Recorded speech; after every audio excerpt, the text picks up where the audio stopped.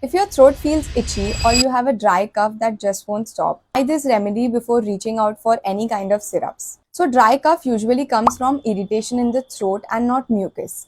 So, you need something that soothes and relaxes your throat.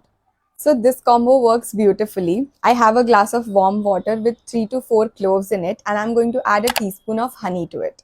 I'm using organic honey from Nature's Nectar. It is raw and unprocessed, and every batch is NMR tested. So you can scan the QR at the back of the jar for the NMR report. Honey calms the throat and reduces irritation, and clove has antimicrobial and anti-inflammatory properties. So together they relax the throat muscles and reduce the urge to cough.